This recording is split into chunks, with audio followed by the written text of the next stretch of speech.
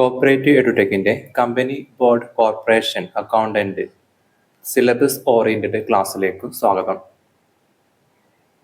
April മാസം schedule ചെയ്ത company board കോർപ്പറേഷൻ്റെ accountant KSIDC, apex societies accountant അങ്ങനെ നിരവധി പരീക്ഷകളുടെ സിലബസ് വന്നിട്ടുണ്ട്.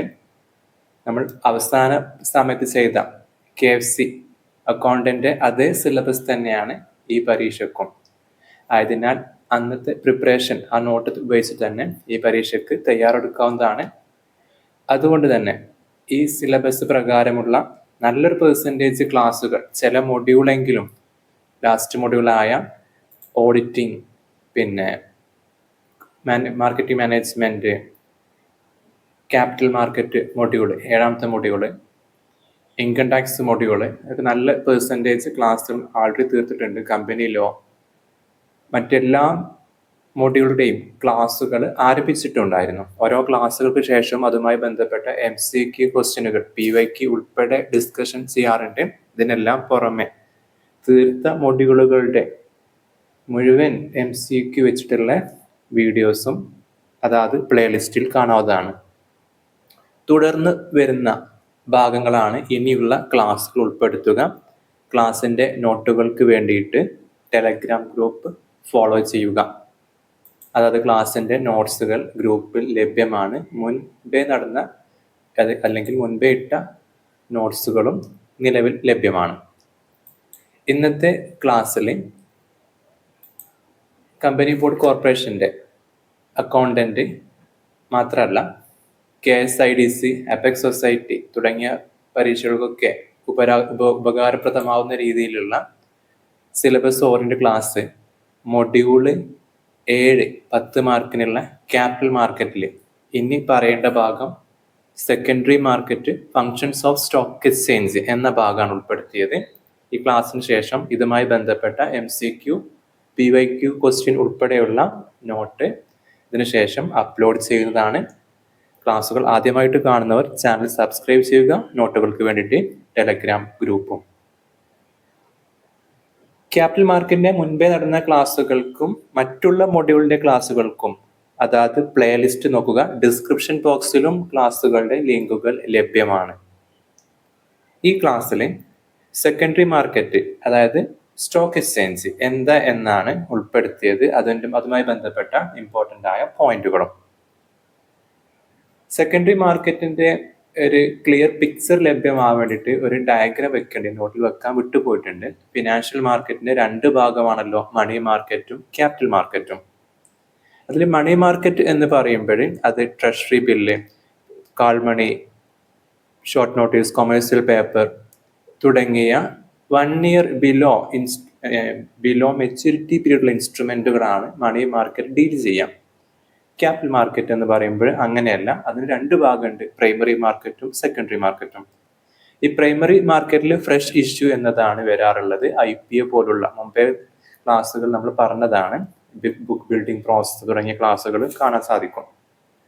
അതെല്ലാം വരുന്നത് പ്രൈമറി മാർക്കറ്റിലാണ്. ഒരു പ്രാവശ്യം ഇഷ്യൂ ചെയ്തത് പിന്നീട് എക്സ്ചേഞ്ച് ആയിട്ട് വരുന്നത് ബൈ സെല്ലിന് ട്രേഡിംഗിനായിട്ട് വരുന്ന സ്ഥലമാണ് സെക്കൻഡറി മാർക്കറ്റ്.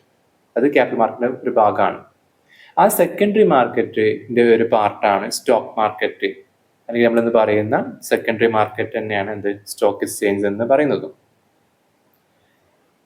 ഈ ഡയഗ്രാം ഗ്രൂപ്പിൽ അടുത്ത നോട്ടിൽ ഉൾപ്പെടുത്തിക്കൊണ്ട് നമുക്ക് ആദ്യം പറയേണ്ടത് എന്താണ് സെക്കൻഡറി മാർക്കറ്റ് ആണ്. ജസ്റ്റ് സൂചിപ്പിച്ചു, secondary market is a market where securities that have already been issued are bought and sold among investors.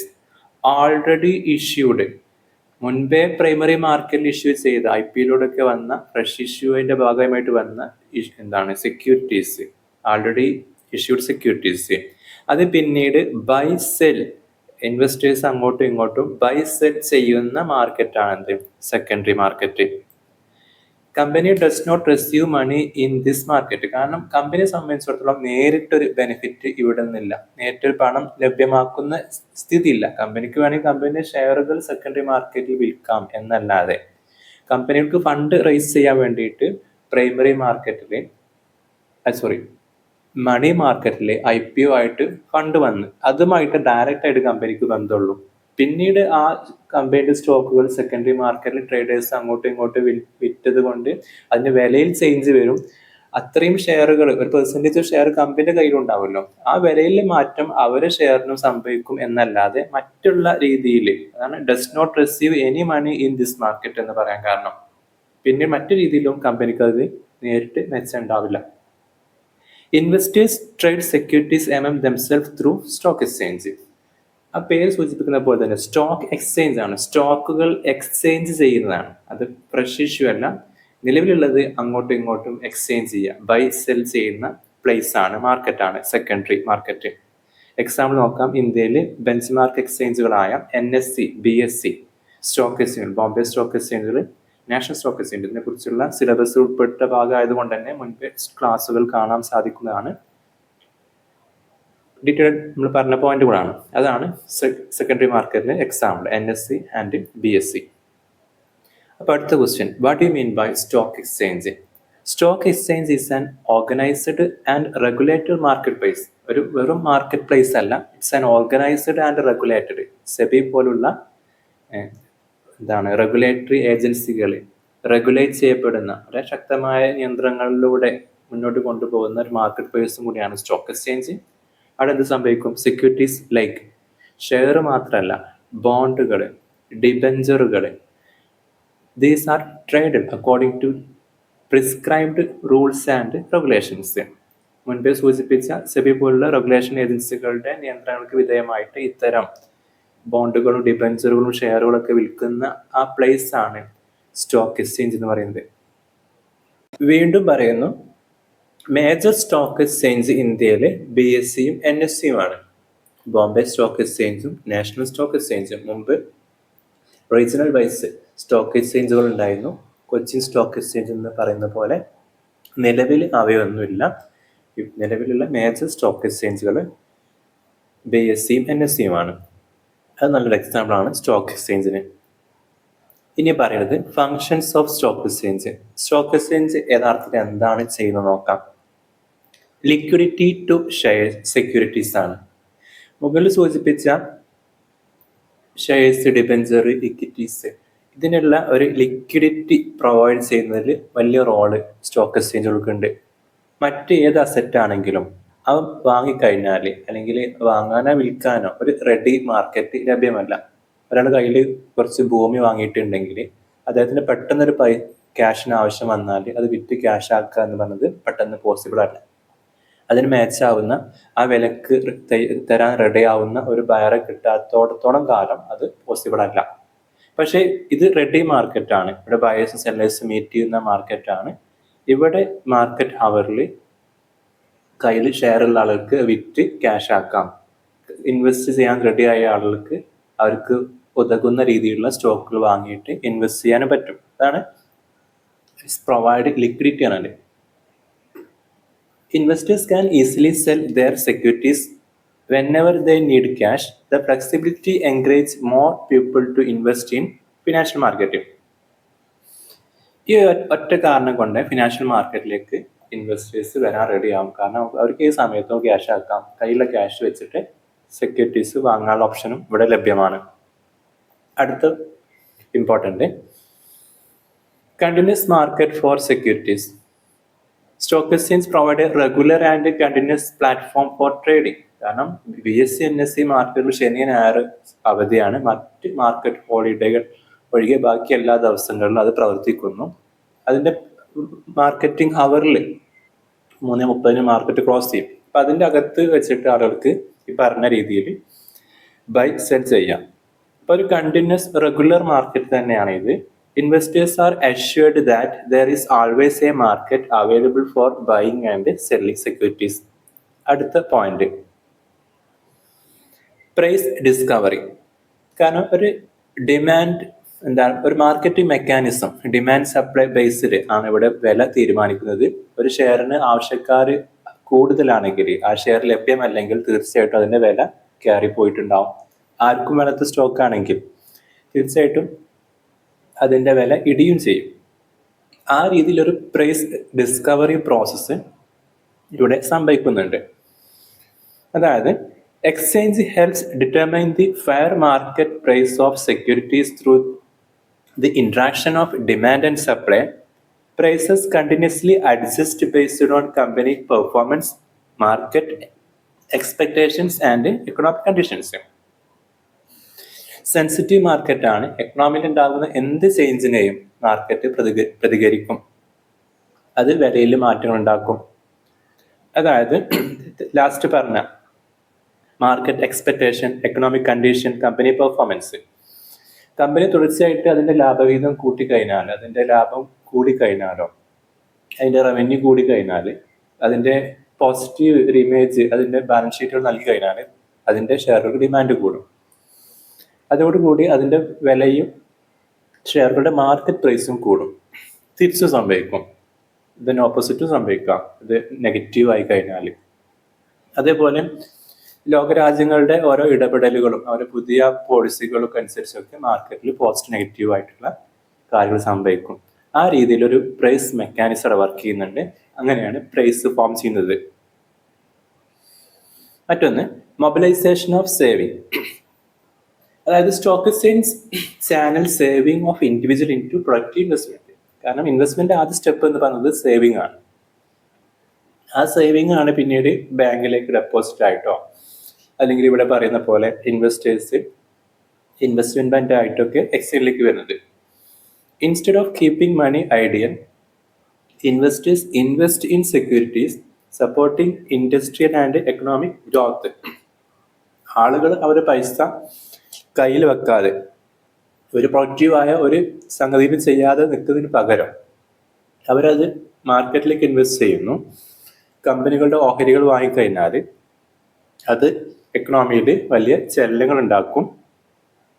മാത്രമല്ല അത് രാജ്യത്തിൻ്റെ ഇൻഡസ്ട്രിയൽ ആൻഡ് എക്കണോമിക് ഗ്രോത്തിന് വളരെയധികം പോസിറ്റീവായിട്ട് ഇൻഫ്ലുവൻസ് ചെയ്യും. മറ്റൊന്ന് safety and security of transactions.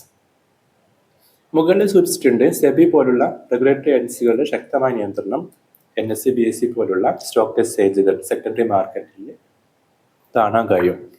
അതുകൊണ്ട് തന്നെ ആളുകൾക്ക് വിശ്വാസം കൂടും. കാരണം മാർക്കറ്റ് റെഗുലേറ്റ് ചെയ്യപ്പെടുന്നുണ്ട് എന്നും ഇവിടെ കാര്യങ്ങളൊക്കെ പെർഫെക്റ്റായി നടക്കുന്നുണ്ട് എന്നൊരു തോന്നൽ ഉണ്ടായിക്കഴിഞ്ഞാൽ തീർച്ചയായിട്ടും ഫണ്ട് വരും.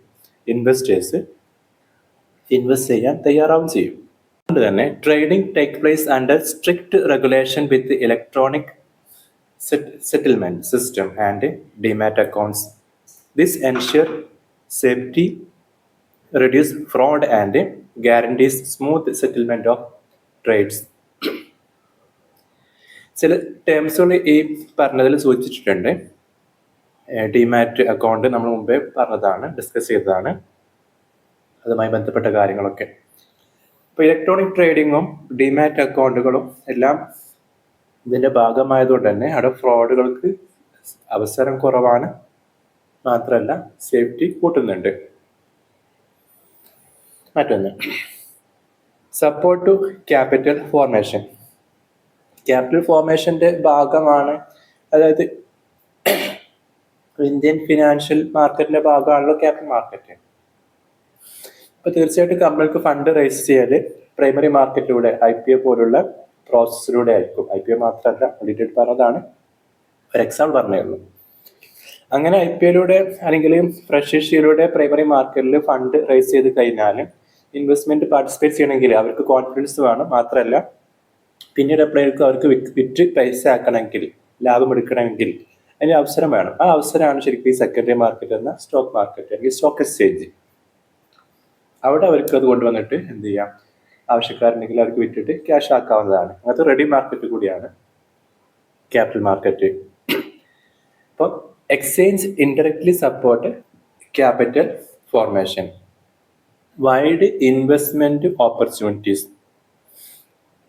Stock exchange provide investors access to different financial instruments such as equity share, bond, debenture, exchange trade fund. ETF ആണ് ഒരു കാറ്റഗറിയാണ്. Exchange trade fund, mutual fund MF, and government securities enabling diversified investment.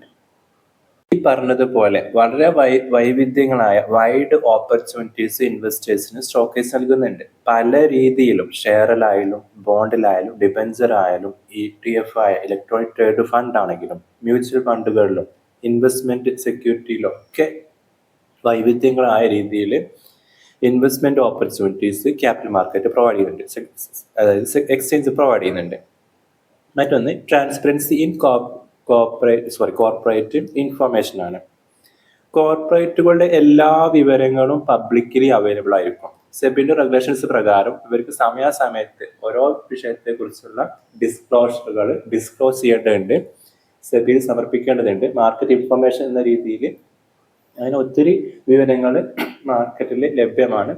ഈ വിവരങ്ങൾക്ക് അനുസരിച്ച് സ്റ്റോക്കിന്റെ price adjust ചെയ്യും. അതാ പറഞ്ഞത്, listed companies must disclose financial results and important corporate information regularly. സമയാസമയത്ത് അവർ സ്റ്റേറ്റ്മെന്റ് പബ്ലിഷ് ചെയ്യേണ്ടതുണ്ട്, ക്വാർട്ടർ റിസൾട്ടുകൾ പബ്ലിഷ് ചെയ്യേണ്ടതുണ്ട്, ഓഡിറ്റ് റിപ്പോർട്ട് പബ്ലിഷ് ചെയ്യേണ്ടതുണ്ട്. ഓരോ വിഷയവുമായി ബന്ധപ്പെട്ട അവരുടെ ഡിസ്ക്ലോഷറുകൾ പബ്ലിഷ് ചെയ്യേണ്ടതുണ്ട് തെറ്റില്ലാതെ. അതുകൊണ്ട് തന്നെ ഇൻവെസ്റ്ററെ സംബന്ധിച്ചിടത്തോളം ഫുള്ളി ഇൻഫർമേഷൻസ് ലഭ്യമാണ്, അതായത് കമ്പനികളെ കുറിച്ച്. അത് വെച്ചിട്ട് അവർക്ക് അത് ഷെയർ ഹോൾഡ് ചെയ്യണോ, ബൈ ചെയ്യണോ, സെല് ചെയ്യണോ എന്നെല്ലാം തീരുമാനിക്കാൻ പറ്റും. മറ്റൊന്ന് ഇൻവെസ്റ്റേഴ്സ് പ്രൊട്ടക്ഷൻ ആണ്. ഇൻവെസ്റ്റേഴ്സ് പ്രൊട്ടക്ഷന്റെ ഭാഗമായിട്ട് ഒരുപാട് റെഗുലേഷൻസുകളും പ്രാക്ടീസുകളും മാർക്കറ്റിലുണ്ട്. സ്ട്രിക്റ്റ് റൂൾസ് നിലവിലുണ്ട്. അതുകൊണ്ട് തന്നെ അൺഫെയർ പ്രാക്ടീസ്, അതായത് ഇൻസൈഡ് ട്രേഡിംഗ് ഒരു ടേമാണ് നമുക്ക് പറയാം. മാർക്കറ്റ് മാനിപ്പുലേഷൻസ്, പല രീതിയിലും മാർക്കറ്റ് മാനിപ്പുലേറ്റ് ചെയ്യാൻ വൻകിട ഓപ്പറേറ്റേഴ്സ് ഇൻവെസ്റ്റേഴ്സ് ശ്രമിക്കാറുണ്ട്. അതിനൊക്കെ ഒരു പരിധി വരെ നിലവിൽ തടയിടാനുള്ള മാർഗങ്ങളും പ്രാക്ടീസും എക്സ്ചേഞ്ച് ലഭ്യമാണ്. അപ്പോൾ അതുകൊണ്ട് തന്നെ ചെറുകിട ഇൻവെസ്റ്റേഴ്സിന് പോലും വരെ ഹെൽത്തി ആയിട്ട് സ്റ്റോക്ക് മാർക്കറ്റ് ഇടപെടാൻ പറ്റും. Exchange also provide grievance mechanism for investors compliance. ഇവിടെ പറഞ്ഞ ടേമാണ് ഇൻസൈഡ് ട്രേഡിംഗ്. ഇൻസൈഡ് ട്രേഡിംഗ് എന്ന് പറഞ്ഞാൽ കമ്പനിയെ കുറിച്ച് കമ്പനിയുടെ ഷെയർ പല വിവരങ്ങൾക്കും അഡ്ജസ്റ്റ് ചെയ്യുന്ന പറഞ്ഞു. സെൻസിറ്റീവ് മാർക്കറ്റാണ്. ഓരോ മാർക്കറ്റ് ലഭ്യമാകുന്ന വിവരങ്ങൾ അനുസരിച്ച് അതിന്റെ വിലയിൽ മാറ്റങ്ങൾ ഉണ്ടാവാം. ഫോർ എക്സാമ്പിൾ പറയുകയാണെങ്കിൽ ഒരു കമ്പനി പബ്ലിഷ് ചെയ്യാൻ പോകുന്ന റിസൾട്ട് പബ്ലിഷ് ചെയ്തിട്ടേക്കാം, അതുകൊണ്ട് പബ്ലിക്കിൽ അത് അവൈലബിൾ ആക്കാം. ആ റിസൾട്ട് പബ്ലിഷ് ചെയ്യാൻ പോകുന്ന കമ്പനിക്കും അതുമായി ബന്ധപ്പെട്ട ഉദ്യോഗസ്ഥന്മാർക്കും അറിയാം. അവർക്ക് അതിനനുസരിച്ച് കമ്പനിന്റെ വരുന്ന ആഴ്ച പബ്ലിഷ് ചെയ്യാൻ പോകുന്ന റിസൾട്ട് വളരെ മോശമാണെങ്കിൽ അവർക്ക് ഇപ്പം തന്നെ അവരുടെ കയ്യിലെ കമ്പനി സ്റ്റോക്ക് വിറ്റൊഴിവാക്കി ആ ലോസിൽ നിന്ന് രക്ഷപ്പെടാൻ ചാൻസ് ഉണ്ട്. അതിനാണ് ഇൻസൈഡ് ട്രേഡിംഗ് എന്ന് പറയുന്നത്. പബ്ലിക്കിന് അവൈലബിൾ ആകാത്ത ഇൻഫർമേഷന് വളരെ തെറ്റായ രീതിയിൽ അത് കയ്യിൽ വെക്കുന്ന ലഭ്യമാക്കുന്ന രീതിക്കാണ് ഇൻസൈഡ് ട്രേഡിംഗ് എന്നൊക്കെ പറയാം. അപ്പൊ അത്തരം പ്രാക്ടീസ് ഒക്കെ തടയാനുള്ള മാർഗങ്ങൾ എവിടെയുണ്ട്? പിന്നെ എക്സ്ചേഞ്ചിലുണ്ട്. പിന്നെ എക്കണോമിക് ബാരോമീറ്റർ ആണ്. ഒരു രാജ്യത്തിന്റെ സമ്പദ് വ്യവസ്ഥ എത്രത്തോളം ഹെൽത്തിയാണ്, ഒരു കമ്പനി എത്രത്തോളം ഹെൽത്തിയാണ്, മാർക്കറ്റ് എത്രത്തോളം മൂവ് ചെയ്യുന്നുണ്ട് എന്നെല്ലാം അറിയാൻ ജസ്റ്റ് സ്റ്റോക്ക് മാർക്കറ്റിന്റെ ഇൻഡെക്സ് നോക്കിയാൽ മതി. അത് കഴിഞ്ഞ വർഷങ്ങളിൽ അല്ലെങ്കിൽ കഴിഞ്ഞ കാലങ്ങളിൽ അതിന്റെ പ്രവർത്തനം എങ്ങനെയാണ്, പെർഫോമൻസ് എങ്ങനെയാണ്, മാർക്കറ്റ് എങ്ങനെ ആണ് ഓരോ എക്കണോമിക് കാര്യങ്ങളോട് എങ്ങനെയാണ് പ്രതികരിക്കുന്നത് എന്നെല്ലാം നോക്കാവുന്ന പറ്റുന്ന രീതിയിൽ അതൊരു അളവുകോലായിട്ട് ഈ സ്റ്റോക്ക് മാർക്കറ്റ് പെർഫോമൻസിന് അളവുകോലായിട്ട് എക്കണോമിക് പാരാമീറ്റർ ആയിട്ട് ഉപയോഗിക്കാറുണ്ട്. എൻകറേജ്മെന്റ് ഓഫ് കോർപ്പറേറ്റ് ഗവേണൻസ് നമുക്കൊരു ടേമാണ്. അതായത് മെയിനായിട്ട് ഇവിടെ കമ്പനിയെ സംബന്ധിച്ചിടത്തോളം ഷെയർ ഹോൾഡേഴ്സും മാനേജേഴ്സും രണ്ടാണ്. നമുക്കറിയാം, ഓണേഴ്സ് ആൻഡ് മാനേജേഴ്സ് സെപ്പറേറ്റഡ് ആണ്. ഇൻവെസ്റ്റ് ചെയ്ത ആളുകൾ വേറെയാണ്, കമ്പനി മാനേജ് ചെയ്യുന്ന ഡയറക്ടേഴ്സ് വേറെയാണ്. ഇരു കൂട്ടരുടെയും താല്പര്യങ്ങൾ രണ്ട് തന്നെയാണ്. ഇൻവെസ്റ്റ് ചെയ്ത ആളെ സംബന്ധിച്ചോളം അവർക്ക് റിട്ടേൺ കിട്ടണം, അവരെ വെൽത്ത് മാക്സിമൈസ് ചെയ്യണം എന്നൊക്കെ ആയിരിക്കും.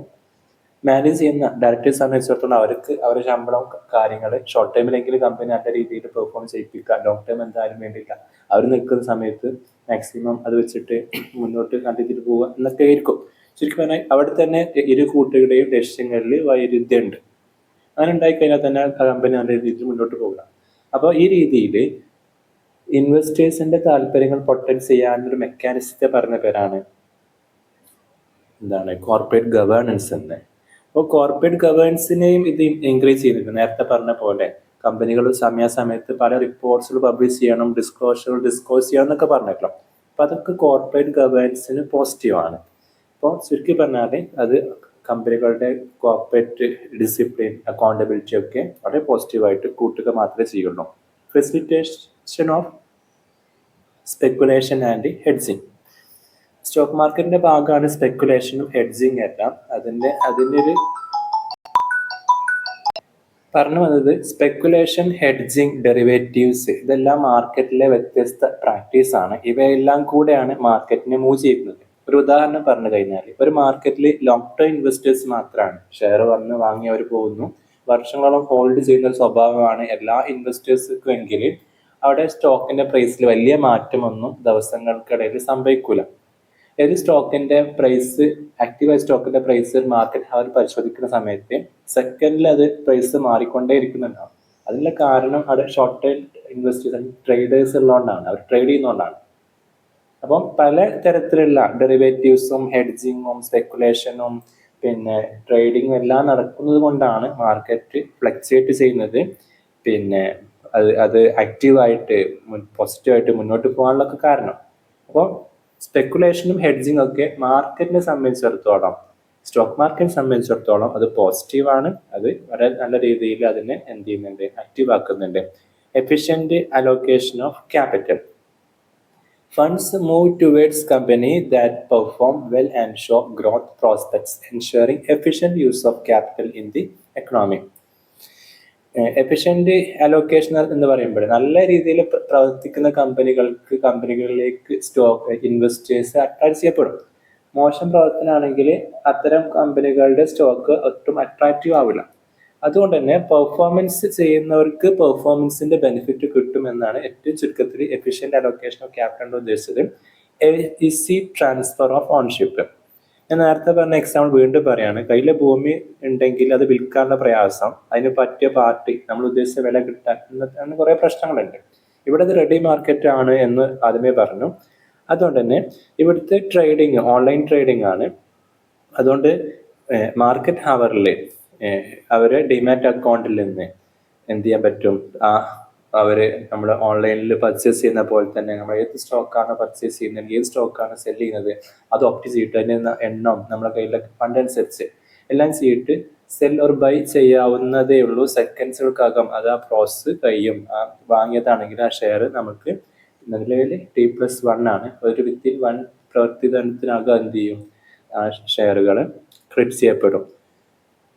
ഇനി വിറ്റതാണെങ്കിൽ ഒരു ദിവസത്തിനകം നമ്മുടെ ഡിമാറ്റ് അക്കൗണ്ടിൽ നിന്ന് ആ ഷെയർ പോവുകയും ചെയ്യും. പിന്നെ ഏറ്റവും ലാസ്റ്റ് പോർട്ട്ഫോളിയോ ഡൈവേഴ്സിഫിക്കേഷൻ ആണ്. Investors can invest different industries and securities, reducing overall investment risk.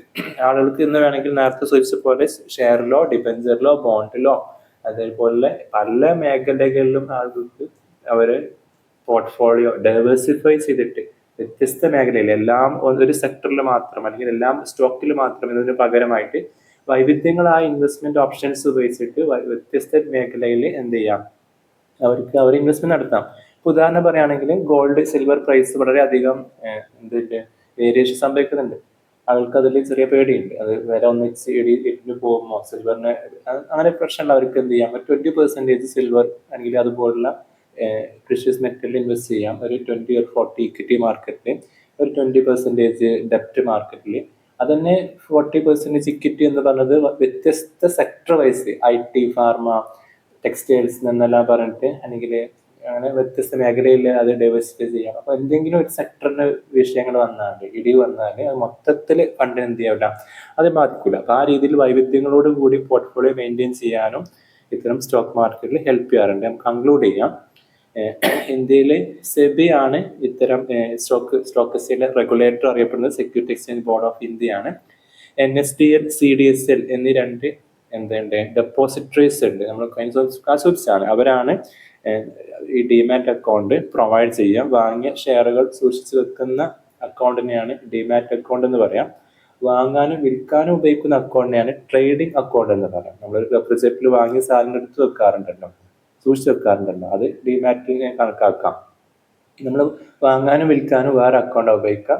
നമ്മൾ ഓൺലൈനിൽ വാങ്ങുന്ന പോലെ ക്യാഷ് കൊടുത്ത് വാങ്ങുന്ന ആ സിസ്റ്റം ട്രേഡിംഗ് അക്കൗണ്ട്. അങ്ങനെ 2 അക്കൗണ്ട് വഴിയാണ് വാങ്ങൽ വിൽക്കൽ നടത്തുക. അങ്ങനെ സൂക്ഷിച്ച് വെക്കുന്ന സെറ്റപ്പ് പ്രൊവൈഡ് ചെയ്ത സ്ഥാപനങ്ങളാണ് NSDL-ഉം CDSL.